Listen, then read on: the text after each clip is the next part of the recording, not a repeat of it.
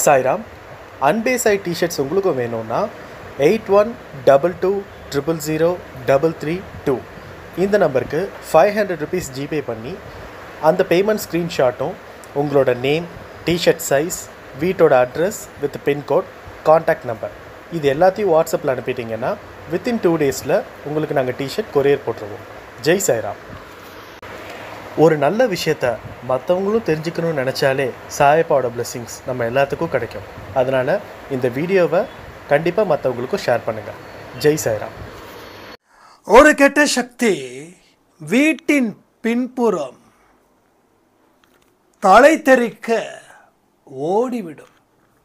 நீங்கள் இப்படி சாயப்பா கிட்ட இருந்தால் இந்த வார்த்தைகளை நீங்கள் தினந்தோறும் சொல்லும்போது சாயப்பா அளவில்லாத சந்தோஷத்தை அடைகிறாரு. அவரை சந்தோஷப்படுத்திட்டா உங்கள் வாழ்க்கையில் சந்தோஷம் அப்படின்ற ஒரு கடலில் நீங்கள் நீந்தலாம். எச்சரிக்கிறார் சாயப்பா.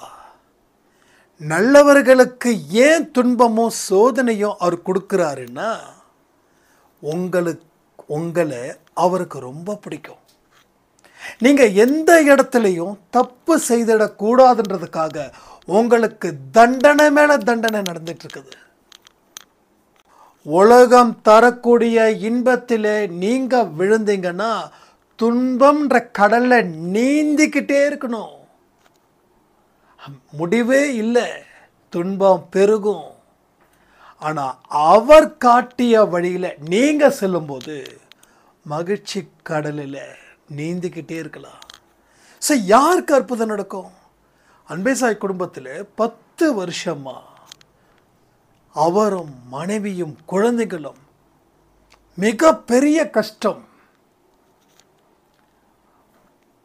தூங்குறதுக்கு இடம் கிடையாது, பிளாட்ஃபார்மில் இருந்தாங்க. ஆனால் இன்னைக்கு நல்ல அற்புதமான ஒரு வீடு வாங்கி இன்னைக்கு சிறப்பான ஒரு தொடக்கத்தை சாயப்பா ஏற்படுத்தியிருக்கிறாருன்னா அவருடைய வழியில் அவங்க நடந்ததால். ஸோ ஒரே விஷயந்தான், உங்கள் வாழ்க்கையை மாற்ற முடியுமா? இந்த கேள்விகளுக்கு பதில் இது தாங்க. இது நிச்சயமாக சரி, ஒரு சாட்டை அடி விழும். ஆனால் இந்த அடி விழுந்ததால் வாழ்க்கை வளமும் சேர்க்கும். அப்போ இந்த அடி வாங்கணும்னு சொல்லி முன்னாடி வந்து நில்லுங்க. ஏன்னா அப்போ தான் உங்கள் வாழ்க்கையில் பண்ண பாவம் தீரும்.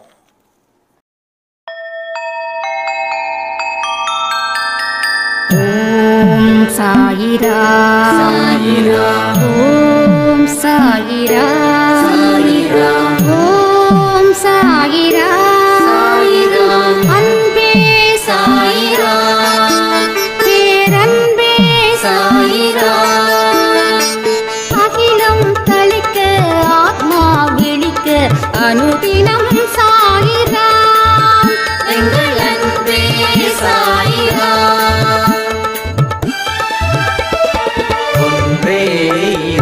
ஒன்றே பூமிக்கென்றும் சாயிரா, சரணம் சாயிரா, நன்றே செய்து வாழ்வோம், நாம் ஒன்றே செய்து வாழ்வோம், அன்பே சாயிரா.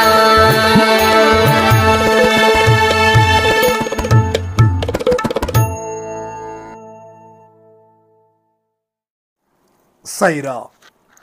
என் உயிரின் உயிரானவர்களே, வாழ்க்கையை மாற்ற முடியாமல் இருப்பவர்களுக்கு இந்த பதிவு. தினமும் துன்பத்தில் இருக்கிறவங்களுக்கும் வாழ்க்கையில் மிக பெரிய அற்புதங்கள் எனக்கு நடக்கணும்னு சொல்லி எதிர்பார்த்து காத்துக்கிட்ட இருக்கிறவங்களுக்கும் இந்த பதிவு மிக பெரிய ஒரு உதவியை செய்ய போகுது. உங்கள் வாழ்க்கை மாறுமா மாறாதா அப்படின்ற கேள்விக்கு நீங்கள் இதுக்கு முன்னாடி வரைக்கும் என்ன ஆன்சர் பண்ணியிருக்கீங்க அப்படின்றத கமெண்ட் செக்ஷனில் கமெண்ட் பண்ணுங்கள்.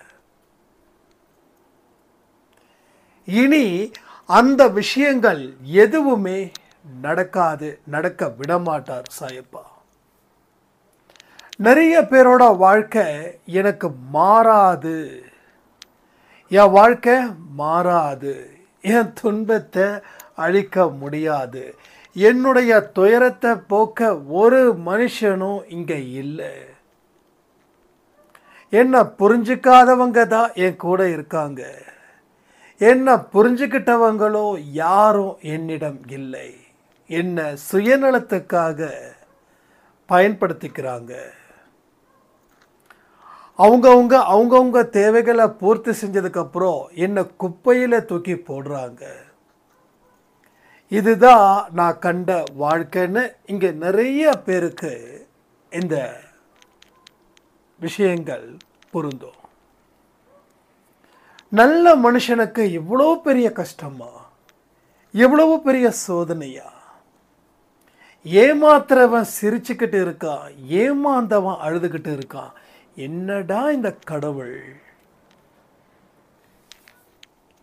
ஒரு மோசம் செய்தவருக்கு கடவுள் வாழ வைக்கிறாரு, நியாயத்தின்படி தர்மத்தின்படி நடக்கிற எனக்கோ ஒரு மிக பெரிய அநீதியை சாயப்பா கொடுக்கிறாரு. இதில் இருந்து மீண்டு வர முடியுமா முடியாதா அப்படின்னு நாம் பலவிதமான கன்ஃபியூஷன்ஸ், பலவிதமான பாரத்தை சுமக்க முடியாமல் சுமக்கிறோம். ஓரளவுக்கு சுமந்தா ஓகே, அதிகமாக சுமக்க முடியல. இது ஒரு பக்கம் நிற்கணும்னு நினைக்கிறோம், ஆனால் சுமைகள் தான் வந்துக்கிட்டே இருக்க தவிர இறக்கி வைக்கிறதுக்கு வழியே இல்லை. இறக்கி வைக்கணும்னு நினைக்கிறதுக்குள்ள இன்னும் 10 சுமை ஏறுது. ஸோ கண்ணை மூடி கண்ணை திறந்தா உலகம் மாறுதோ இல்லையோ, எனக்கு துன்பங்கள் பெருகுதுன்ற நிலைமையில் நாம் வாழ்ந்துக்கிட்டு இருக்கோம். ஒரு விஷயத்த நல்லா புரிஞ்சுக்கோங்க, உங்கள் வாழ்க்கையில் மாற்றம் இந்த பதிவின் மூலமாக வரப்போகுதுன்னு. உங்களால் இந்த சூழ்நிலையை மாற்றுறதுக்கு தான் சாயப்பா இந்த பதிவை உங்கள் முன் வந்து வைக்கிறாரு. இதில் சொல்லக்கூடிய விஷயத்தை நீங்கள் இன்று முதல் மனப்பூர்வமாக நம்பி அதன்படி உங்கள் வாழ்க்கையை மாற்ற முயற்சி செய்தால் உங்களுக்கு முடிவோ மங்களகரமாக உண்டாகும். என்னைக்குமே சரி, நல்லவர்கள் வெல்வார்கள். நல்லவர்கள் பக்கம்தான் கடவுள் நிற்பார். நல்லவருக்கு மட்டும்தான் கடவுள் வழிகாட்டுவார். நல்லவர்களை மட்டும்தான் வாழவும் வைப்பார். ஸோ நல்லவர்களுக்கு தான் தேவையானதை அவர் மனப்பூர்வமாக கொடுக்குறாரு. ஸோ நல்லவர்களை பாதுகாப்பார், நல்லவர்களை செழிக்க வைப்பார். ஸோ எல்லா விஷயமும் இனி நடக்கும். இந்த பதிவில் சொல்லப்படக்கூடிய விஷயத்தை முழுவதும் கேட்கிறவர்களுக்கு. அப்படி என்ன இந்த பதிவில் சொல்ல போகிறோம் அப்படின்றது எனக்கு தெரியாது. நீங்கள் எப்படி கேட்டுக்கிட்டு இருக்கீங்களோ அதே மாதிரி சொல்லும் போதே நானும் கேட்டுக்கிட்டு இருக்கேன். ஏன்னா எந்த ஒரு விஷயத்தையும் காரண காரியம் இல்லாமல் இந்த பதிவு, இந்த வார்த்தை, இந்த சொல் உங்களுக்கு வந்து சேராது. ஆனால் அதையும் நீங்கள் வேண்டான்னு சொல்கிறீங்கன்னா, உங்கள் வாழ்க்கை மாற்றங்களை ஏற்படுத்த வேண்டான்னு சொல்லி நீங்கள் தயாராக இருக்கிறீங்க. அப்படின்னா என்ன அர்த்தம்னா, நான் இப்படியே வாழ்ந்துட்டு போகிறேன்.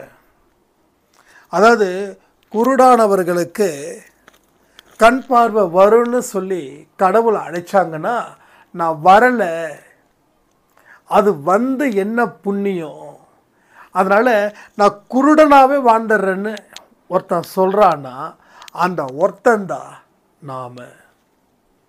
ஏன்னா கடவுள் அத்தனை விஷயத்தையும் நமக்காக தொடர்ந்து செஞ்சுக்கிட்டே இருக்கார். கடவுளை உணர்ந்திருக்கிற நான் என்னோட துன்பத்தில் அவர் பங்கெடுத்திருக்கிறாரு. என் துன்பத்தில் பங்கை எடுத்ததால் எனக்கு வாழ்க்கையை வெற்றிகரமாக மாற்றிக்கிட்டும் இருக்காரு இந்த நொடி வரைக்கும். எத்தனையோ அனுபவங்களை இங்கே நிறைய கொட்டி தீர்த்துட்டேன். ஏன்னா கடவுள் மிக பெரியவர். கடவுளோட பலத்தை கொண்டு நாம் செம்மையான வாழ்க்கையை வாழ்ந்து சாதிக்கலாம். ஸோ பல விஷயங்களை நமக்கு புரியல, நம்ம வேண்டான்னு ஒதுக்குறோம். ஏன்னா முடிவு பண்ணதை நம்ம மாற்ற முடியல. விஜய் சொன்ன மாதிரி, நான் ஒரு தடவை முடிவு பண்ணிட்டா மறுபடியும் என் பேச்சை நானே கேட்க மாட்டேன்னு சொல்கிற மாதிரி இங்கே ஒவ்வொருத்தவங்களும் விஜய் மாதிரி டைலாக் பேசிகிட்டு இருக்காங்க. இப்போ நீங்கள் முடிவு பண்ணிட்டீங்க, காக்கப் போவது இல்லை, வாழப்போவது இல்லை, துன்பத்தின் பிடியிலே இருந்து சாக போவது மட்டுமே உண்மை. இது யாரை கேட்டு முடிவு பண்ணீங்க? கடவுளை கேட்டு முடிவு பண்ணீங்களா? இல்லை மற்ற மனுஷங்களை கேட்டு முடிவு பண்ணீங்களா? இல்லை நீங்களே முடிவு பண்ணீங்களா? ஸோ நீங்கள் கடவுளை கேட்டு முடிவு பண்ணியிருக்கலாம், ஆனால் கடவுள் பதில் சொல்லியிருக்க மாட்டார், மௌனமாக தான் இருந்திருப்பார். ஏன்னா இது முடிவு இல்லைன்னு அவருக்கு தெரியும். இது ஆரம்பம்னு சொல்லி கேட்டிருந்தீங்கன்னா கடவுள் பேசியிருப்பார். அப்போ கடவுளுக்கு இதை முடிக்கணும்னு ஆர்வம் இல்லை, ஆனால் ஒரு இன்பமான வாழ்க்கையை தொடங்குவதற்கு தான் இந்த சிரமத்தை கொடுத்தன்னு சொல்லாமல் சொல்லிக்கிட்டு இருக்காரு. ஸோ அவர் நீங்கள் கேட்கும்போது அவர் பதில் சொல்லலைன்னா அவருக்கு இதில் விருப்பம் இல்லை. என்ன அர்த்தம்? வாழ முடியாதுன்னு நீங்கள் முடிவு பண்ணீங்க இல்லையா, அதில் அவருக்கு விருப்பம் இல்லை. அப்போ மற்ற மனிதர்கள் சொன்னாங்களா வாழ முடியாதுன்னு? சொல்லியிருக்கலாம், கண்டிப்பாக சொல்லலாம். ஏன்னா நான் எப்படியோ அப்படி தான் நான் உங்களுக்கு அட்வைஸ் பண்ண முடியும். நான் வாழ்க்கையில் தோற்று போனவன், சேலஞ்சை பார்த்து பயப்படுறவன். அப்போ என்கிட்ட நீங்கள் கேட்டிங்கன்னா முடியாதுன்னு தான் நான் சொல்லுவேன். அப்போது நீங்கள் கேட்ட மனுஷங்க, வாழ்க்கையை பார்த்து பயந்தவங்க, அவங்க சொன்னதை வேதவாக்கா நினச்சிங்களா?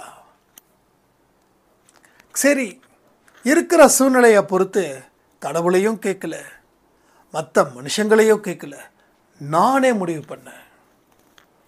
ஆக மொத்தம் இந்த மூணில் ஏதோ ஒரு இடத்துல நீங்கள் வாழ்க்கையை முடிவு பண்ணீங்க. ஆனால் முட்டாளாக இருந்துட்டோம். கேள்விகளை கேளுங்கன்னு கேட்கும்போது அதற்குரிய பதில்கள் முட்டாள்தனமாக இருந்தது. கேள்விகளை கேட்கறது தப்பு இல்லை, அந்த கேள்விகள் மூலமாக எழுப்பப்பட்ட பதில் தவறு. ஸோ தப்பான கேள்வி இல்லை, தப்பான பதில் ஏதோ ஒன்று. ஆனால் இந்த கேள்விக்கு உண்டான பதில் இது இல்லை. அப்போ என்ன ஆகும்? கேள்வி பதில் விட தப்பு, 0. ஸோ வாழ்க்கையில் இப்போ என்ன வந்துட்டுருக்கோம்? பெரிய 0. ஸோ படித்தோம், ஃபஸ்ட் ரேங்க் வாங்கணும். ஆனால் வாழ்க்கையில் படிக்கலை, 0 ரேங்க் வாங்கணும். அப்போ வாழ்க்கையில் படிச்சுட்டா முதல் ரேங்க் வாங்கிடலாம்.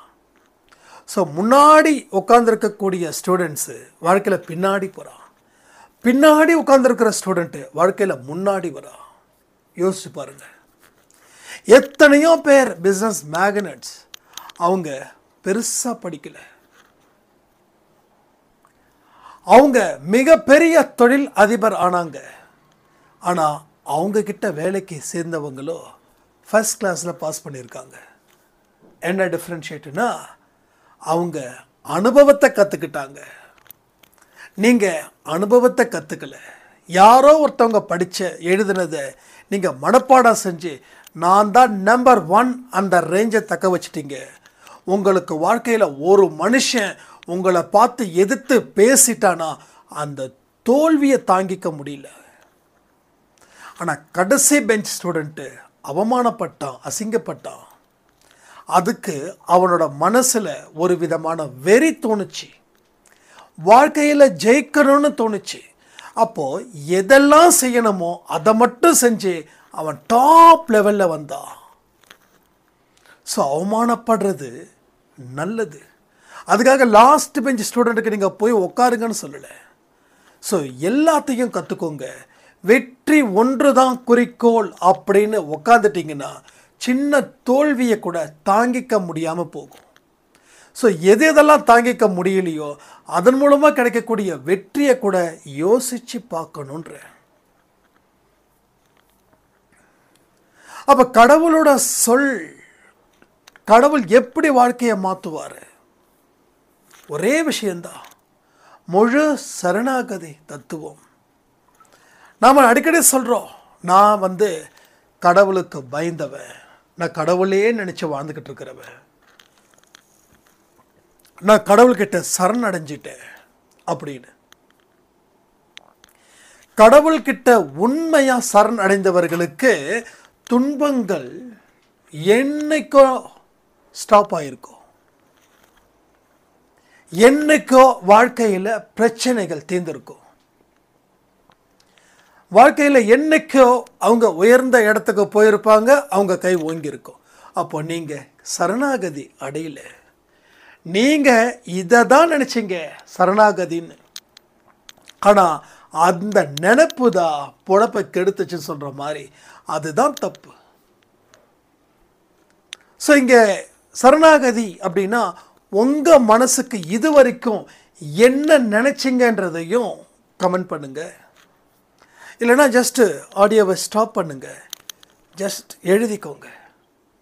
எழுதிக்கிட்டு ஒரு பேப்பரில் எழுதிக்கோங்க, பேப்பரில் எழுதிக்கிட்டு அதுக்கப்புறமா கண்டினியூ பண்ணுங்கள். ஏன்னா சொன்னதுக்கு அப்புறம் மாறுறதுக்கு முன்னாடி நாம் என்ன நினச்சோம், அப்போ நாம் இந்த பதிவில் என்ன சொல்லியிருக்கோம், நினச்சதும் சொன்னதும் ஒன்றா. இப்போ நினச்சதும் இந்த பதிவில் சொன்னதும் ஒன்றா இருந்துச்சுன்னா துன்பங்கள் இல்லாத வாழ்க்கையை இந்த நிமிஷம் நீங்கள் வாழ்ந்துக்கிட்டு இருப்பீங்க. அப்போ நீங்கள் நினச்சது வேற, இப்போ சொல்ல போகிறது வேற. நினச்சது வேற, சொல்ல போவது வேற. ஸோ இங்கே நிறைய பேருக்கு சரணாகதி தத்துவம் இப்போ நீங்கள் கமெண்ட்டில் எழுதியிருப்பாங்க பாருங்கள், இப்படி தான் நினைக்கிறோம். பட் இது 50% கரெக்டு.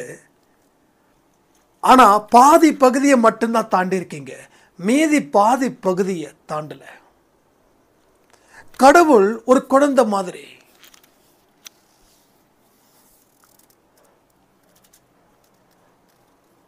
நான் இதை நிறைய எக்ஸ்பீரியன்ஸ் பண்ணியிருக்கேன், அனுபவிச்சிருக்கேன். அவருக்கு எப்பயுமே தன்னுடைய குழந்தைங்க தன்னை நினச்சிக்கிட்டே இருக்கணும்னு நினைக்கிறார். இன்றைக்கி நீங்கள் சாய்ப்பா என் வாழ்க்கையை காப்பாற்றிட்ட, என் வாழ்க்கையை காப்பாற்ற போகிற, நீ தான்ப்பா எனக்கு அப்படின்னு ஒரு வார்த்தை சொல்லிட்டீங்க காலையில். அவருக்கு அந்த வார்த்தையில் அவ்வளோ சந்தோஷம், சாய்ப்பாவுக்கு அவ்வளவோ சந்தோஷம். ஒன்றா ரெண்டா இல்லை, பயங்கர சந்தோஷம். நீங்கள் அந்த வார்த்தையை சொல்லிட்டு போயிட்டீங்க. அவர் அதை உண்மைன்னு நம்பி அவ்வளோ ஹாப்பியாக ஃபீல் பண்ணுறார். ஆனால் உண்மை தான் நீங்கள் சொன்னது. ஆனால் அடுத்த ஒரு 1 ஹவரில் நீங்கள் அவரை மறந்துட்டு இந்த உலகம் கொடுக்கக்கூடிய இன்பத்தில் உங்கள் மனசை ஈடுபடுறீங்க. அவரும் துடிக்கிறார். நடா காலையில் இவங்க இந்த குழந்தை என்கிட்ட இப்படி சந்தோஷமாக பேசிட்டு அடுத்த 1 ஹவரில் எனக்கு பிடிக்காத விஷயத்த இந்த குழந்தை செய்யுதே என்ன அப்படின்னு. அதான் நான் சொன்னேன், கடவுள் குழந்தை மாதிரி. அந்த குழந்தை அடுத்தவங்க அட்ராக்ட் பண்ணணும்னு சொல்லி என்னென்னமோ செய்யும். அது மாதிரி தான் கடவுள் உங்களுக்கு பல இடத்துலையும் துன்பத்தை கொடுத்துக்கிட்டே இருக்காருங்க. துன்பத்தை கொடுக்கறதுக்கு காரணம் என்ன தெரியுமா? என்ன காரணம்? நீங்க அவர்கிட்ட திரும்ப திரும்ப வரணும்னு நினைக்கிறாரு. அதனால தான் பொசுக்குன்னு துன்பத்தை கொடுத்துக்கிட்டே இருக்காரு. இது எல்லாமே நான் அனுபவிச்ச உண்மை. திரும்பவும் சொல்றேன், அனுபவிச்ச உண்மை. அவர் துன்பத்தை சும்மா கொடுக்கல. என்னைக்கு நம்ம வேற பக்கம் திரும்பிட்டு போகிறோமோ அந்த இடத்துல தான் அவர் துன்பத்தை கொடுக்குறாரு. இப்போ உங்கள் வாழ்க்கையில் வெற்றி மேலே வெற்றி வருது. கண்டிப்பாக 100% கடவுளை முழுசாக நம்புவீங்க, அவர் மேலே ஆனந்தமாக இருப்பீங்க. ஆனால் உங்கள் வாழ்க்கையில் கடவுளை தாண்டி ஒரு உலகம் இருக்குது, அது இதை விட பெஸ்ட்டுன்னு உங்களுக்கு தெரியாமலே இங்கே பல விஷயங்கள் நடக்குது. அப்போ கடவுள் உங்கள் திசையை திருப்புறாரு. வேண்டாம், பிரச்சனை, ரிஸ்க்கு, துன்பம், கஷ்டம் ஏன் இஷ்டத்துக்கு கொடுக்குறாரு? நல்லவங்களுக்கு சோதனை ஏன் தராருன்னு கேள்வி கேட்டோமே, அந்த பதில் இதுதான். அப்போ கஷ்டத்தை கொடுத்தா திரும்பவும் அவர்கிட்ட வருவோம். அப்போ மறுபடியும் அவர் சந்தோஷம் அடைகிறாரு. பத்தியா, உன்னை வர வச்சிட்டேன் பத்தியா, ஏன்னா நீ ஏன் குழந்தை, நீ ஏன் குழந்தை, நான் சொல்றதை தான் நீ கேட்கணும். உனக்கு முதல்ல நான் தான், அடுத்தது தான் பிறர், அடுத்தது தான் மற்றவங்க. அந்த ரேஞ்சில் தான் அவரு இருக்காரு. அவருடைய ரேஞ்சு என்னவோ அதை நம்ம தெரிஞ்சுக்கல. நாம் சும்மா ஒரு பேச்சுக்காக சொல்லிட்டோம், நீ தான் எனக்கு. மறுபடியும் எப்போ சொல்கிறோம், அடுத்த நாள் அவரை பார்க்கும்போது சொல்கிறோம், நீ தான் எனக்குன்னு. கடவுள் பார்க்குறார், சும்மா வந்து பயங்கரமாக கப்சா விடுற, உருட்டுன்னு உருட்டுற, எப்படிப்பா நீ?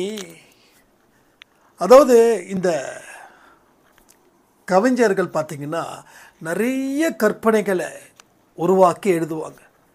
அது நம்ம வைரமுத்தா இருக்கட்டும், வாலியாக இருக்கட்டும், இன்னும் எத்தனையோ பேர். அப்போ பார்த்தா அது தெரியும், கற்பனைக்கு எட்டப்பட்ட ஒரு விஷயங்கள்.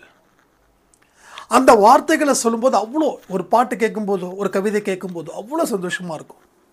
அப்போ அதை விட நீ கவிஞராகிட்ட என்கிட்ட காலையில் சொல்கிற நீ தான் எனக்குன்னு, ஆனால் அடுத்த நிமிஷமே ஒரு செகண்டுக்குள்ளே காணாமல் போயிட்ட.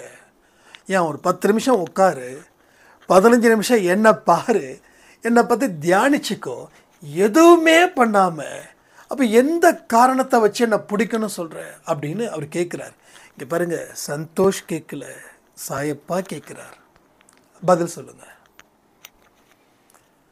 அப்போ சரணாகதி தத்துவம் என்ன, என்ன எதை வச்சு நாம் சரணாகதி தத்துவம் சொல்கிறோம் அப்படின்னா ஒன்றே ஒன்று தான், அவருக்கு பிடிச்ச மாதிரி நடக்கணும்.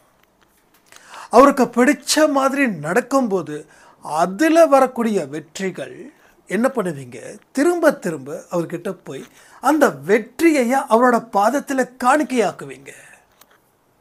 ரைட்?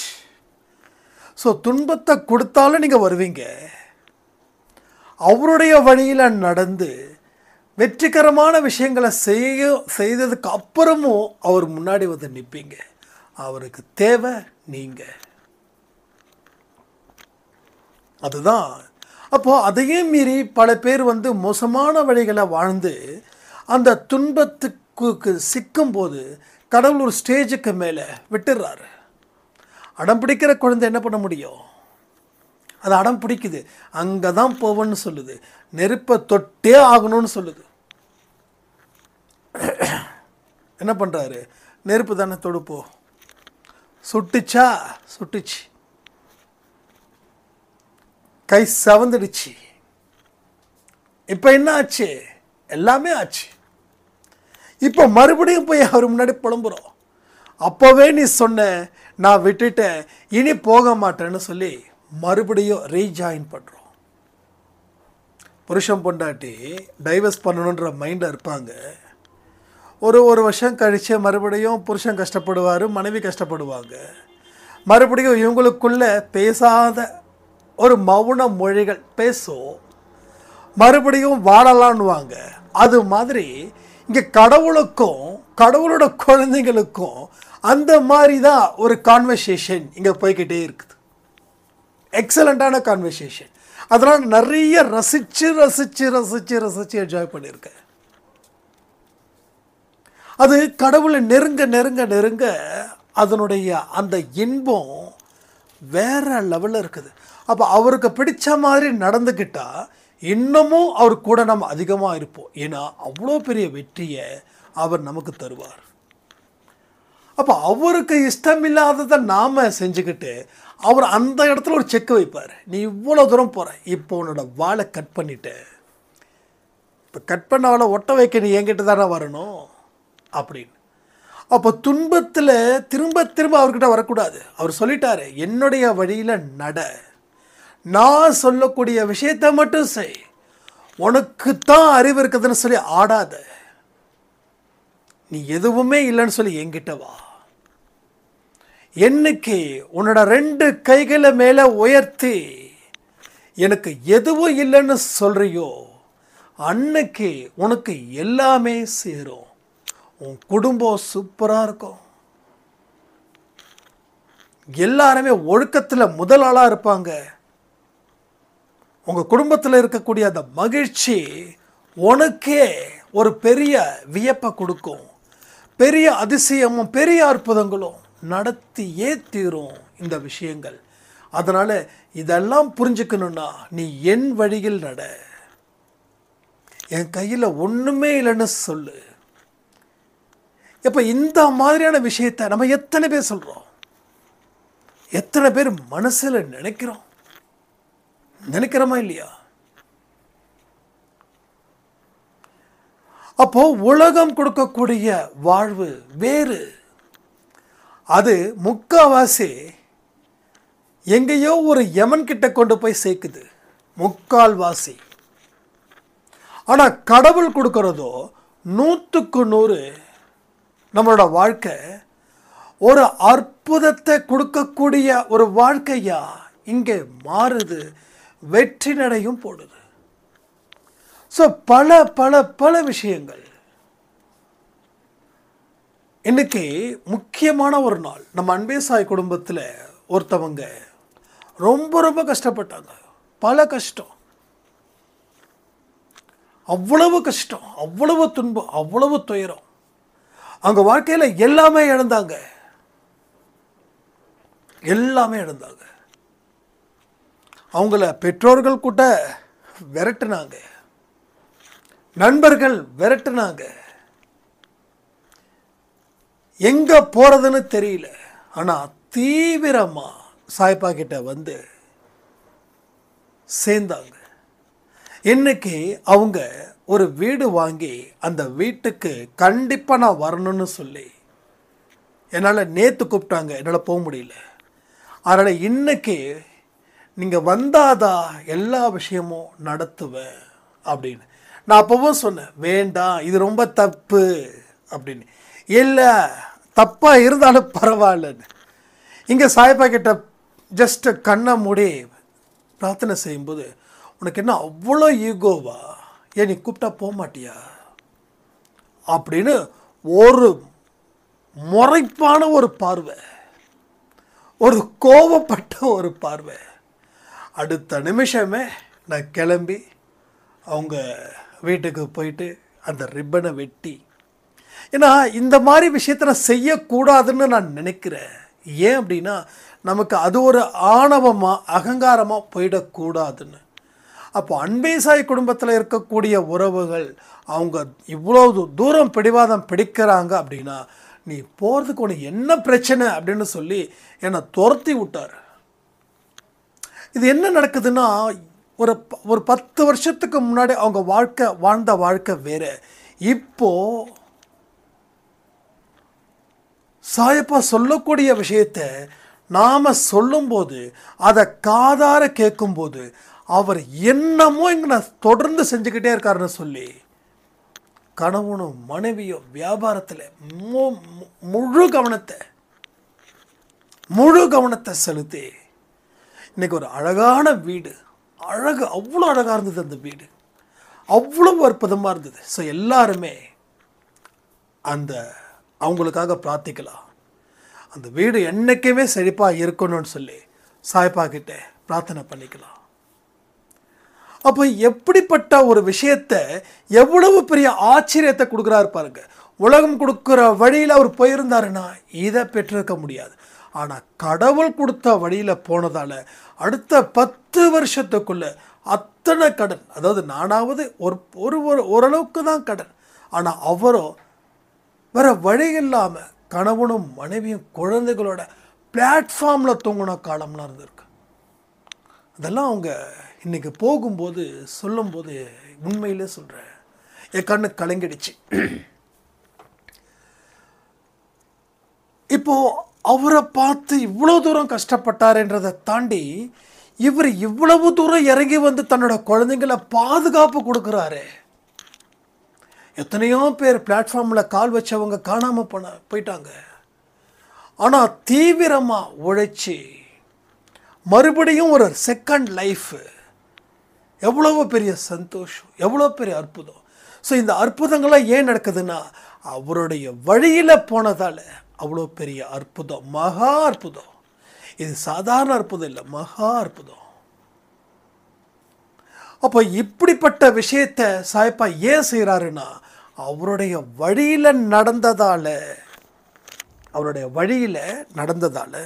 நடந்திருக்கு. அப்போது இந்த மாதிரியான ஒரு க்ளோஸ் ரிலேஷன்ஷிப் யார்கிட்ட? சாயப்பா கிட்ட. நல்லா யோசிச்சு பாருங்க, ஒரு மனுஷங்க கிட்ட க்ளோஸ் ரிலேஷன்ஷிப் வச்சுருந்தா நமக்கு மூக்கு உடையுது. ஆனால் கடவுள்கிட்ட க்ளோஸ் ரிலேஷன்ஷிப் வச்சுருந்தா நம்ம கை ஓங்குது. ஸோ மூக்கு உடையணுமா இல்லை கை ஓங்கணுமா? ஸோ நீங்கள் ஜஸ்ட்டு ஃபீல் பண்ணுங்க, ஒரு ஃபீல். அப்போ கடவுள்கிட்ட நீங்கள் க்ளோஸ் ரிலேஷன்ஷிப்பில் இருந்துட்டாவே அத்தனை புலம்பல்களும் கவலைகளும் வீட்டுக்கு பின்பக்கமாக ஓடியே போயிடும். எந்த துன்பமும் தங்காது. துன்பம் தங்குது, தங்கி தங்கி அது பெருகுது. அப்போ துன்பம் முதல்ல தங்கக்கூடாது, தங்கினாதான் பெருகும். அப்போது துன்பத்தை தொலைக்கணும் அப்படின்னு நாம் நினைக்கிறோம். ஆனால் துன்பத்தை தொலைக்கல, துன்பத்தை பெருக்கிறோம் பல மனிதர்கள் மூலமாக. ஸோ துன்பத்தை பெருக்கிறது ரொம்ப கைவந்த கலையாக போயிடுச்சு. ஆனால் துன்பத்தை துரத்துறதுன்றது யாருக்கும் முடியாமல் போயிடுச்சு. அப்போ இந்த பதிவுகள் உங்கள் வாழ்க்கையை மாற்றாதா? கமெண்ட் பண்ணுங்க. நாம் இங்கே பரிகாரத்தை பற்றி பேசலை, இல்லை ஒரு கோயிலுக்கு போயிட்டு 10 தடவை சுத்துங்கன்னு சொல்லலை. வெளியில் நிம்மதி, வெளியில் சந்தோஷம், எங்குமே எல்லாம் எல்லாமே உள்ளுக்குள்ள. ஸோ நாம தாங்க கடவுள். ஆச்சரியமாக இருக்கா? நாம தான் கடவுள். பகவத்கீதையை படிக்கிறவங்களுக்கு நல்ல தெளிவாக தெரியும், நான் கடவுள், நான் தான் கடவுள். ஆனால் இங்கே மனுஷன் ஒரு பெரிய தப்பு பண்ணுறான். நான் தான் கடவுள், நீ எல்லாம் ஆசாமின்றான். நான் எப்படி கடவுளோ அதே போல நீயும் கடவுள். எல்லா உயிரினத்திலையும் கடவுள். மனித பிறவிக்கிட்ட மட்டும் இல்லை, எல்லா உயிரினத்திலும் கடவுள் இருக்கிறாரு. பாம்பு கிட்ட இருக்காரு கடவுள். ஆனால் ஒரு கொடிய மிருகம் நம்மளை ஏன் அட்டாக் பண்ணுதுன்னா நாம் செஞ்ச பாவத்தின் விளைவு தான். எல்லாரையும் பாம்பு கொத்தல. ஆக பாம்பு கொத்துறவங்கெல்லாம் பாவம் செஞ்சவங்களும் நான் சொல்லலை. போன ஜென்மத்தில் நாம் அந்த ஜந்துக்களுக்கு ஏதோ பண்ணியிருக்கோம், அது இந்த ஜென்மத்தில் பழி வாங்குது, அவ்வளோதான். ரைட்டா? நம்ம என்றைக்குமே ஒரு விஷயம் நமக்கு நல்லது நடந்தாலும் நமக்கு கெட்டது நடந்தாலும் ஒரு பாயிண்ட்டை ஞாபகம் வச்சுக்கோங்க. எனக்கு அது ரொம்ப பிடிச்ச பாயிண்ட்டு. நன்மையும் தீமையும் பிறர் தர. ரொம்ப அழகு, ரொம்ப அற்புதமான வார்த்தை. இப்போ எல்லாத்துக்கும் காரணமாக நீ உக்காந்துக்கிட்டு நீ 10 பேரை குறை சொல்லி நீ கடவுளை வணங்குனா கடவுள் உன்னை ஓட துரத்துவார். கடவுள்கிட்ட நல்ல வேலை குச்சி இல்லை.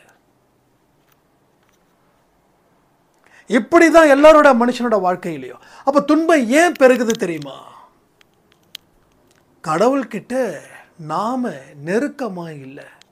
கடவுள் சொல்லக்கூடிய எந்த விஷயத்தையும் நம்ம மனசை ஏற்றுக்கல. அடுத்தவனுக்கு நல்லது செய், அங்கே கடவுளை பார்க்கலாம் அப்படின்னா முடியாது. அடுத்தவனுக்கு நல்லது செஞ்சால் அவனுக்கு சந்தோஷம். எனக்கு என்ன சந்தோஷம் கேட்குறான் மனுஷன். எனக்கு என்ன சந்தோஷம் இருக்குது? நான் ஒருத்தருக்கு உதவி செஞ்சால் அவன் எனக்கு என்ன செய்வான்? இதுதான் கணக்கு. நான் ஒரு 2 மாதத்துக்கு முன்னாடி ஒரு ட்ராவல் போயிருந்தேன், ஒரு பிஸ்னஸ் ட்ராவல் போயிருந்தேன். அப்போ எனக்கு ரூம் எடுக்கிறதுக்கு ரொம்ப இஷ்யூவாக இருந்தது. அப்போ என் ஃப்ரெண்டுக்கிட்ட கேட்குறேன், ஓகே ரூம் இருக்குது மச்சி நீ வந்துரு அப்படின்னு. சரி ஓகே. அப்போ உடனே கேட்குறான், சரி நான் உனக்கு ரூம் கொடுக்குறேன்ல, நீ எனக்கு என்ன பெனிஃபிட் பண்ணி கொடுப்ப? எனக்கு சரக்கு வாங்கி தரியா? ஸோ ஒரு நண்பன். நான் ஒரே ஒரு விஷயம் சொன்னேன், அது முடியாதுன்னு. அப்போ ரூம் இல்லை. இது காமெடியாக பேசினாரா இல்லை சீரியஸாக பேசுனாரா தெரியல. ஆனால் நான் வேறு லாட்ஜ் ரூம் போட்டு என்னுடைய பிஸ்னஸ் ஒர்க்கை முடிச்சுட்டு நான் வந்தேன். அப்போது எப்போ வந்தேன்னு கேட்கல, எப்போ போனேன்னு கேட்கல. அப்போது எனக்கு நீ பெனிஃபிட்ஸ் பண்ணி கொடுத்தா நான் உனக்கு பெனிஃபிட்ஸ் பண்ணி தரேன்.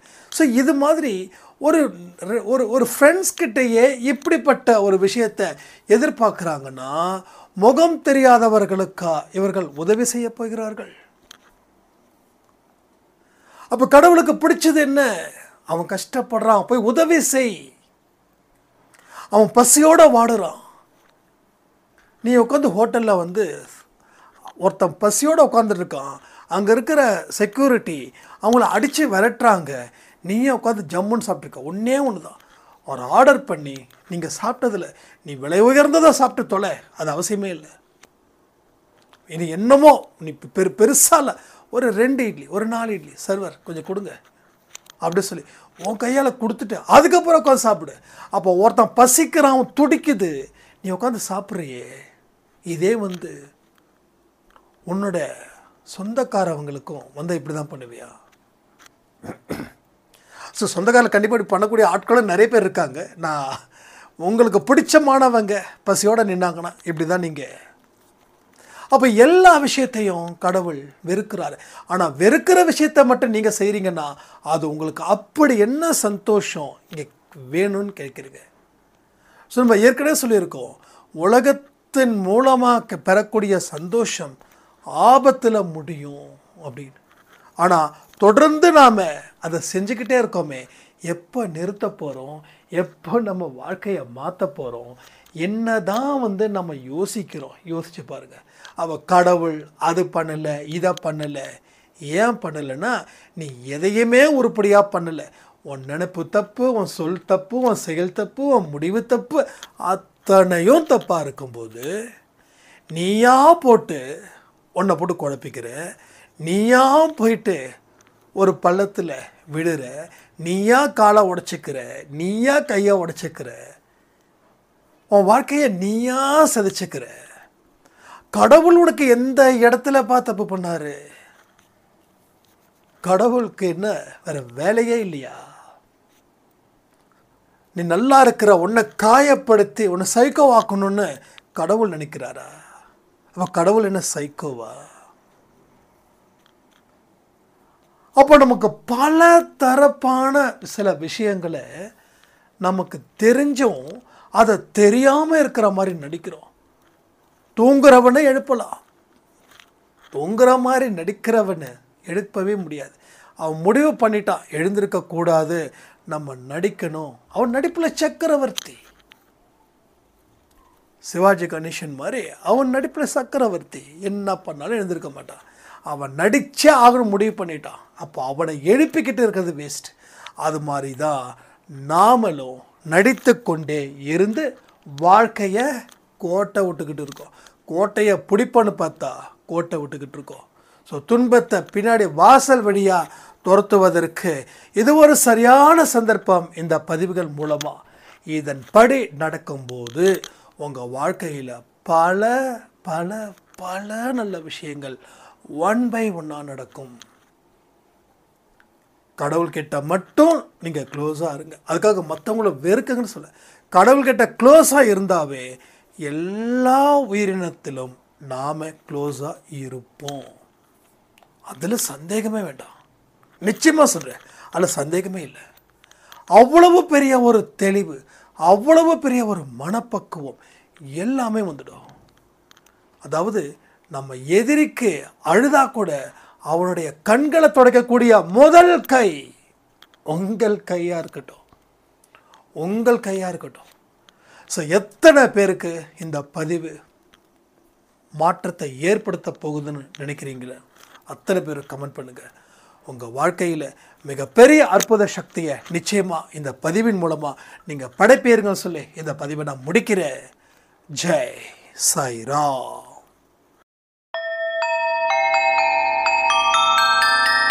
ஓம் சாயிரா சாயிரா, ஓம் சாயிரா சாயிரா, ஓம் சாயிரா சாயிரா, அன்பே சாயிரா, பேரன்பே சாயிரா, அகிலம் தளிக்க ஆத்மா விழிக்க அனுதினம்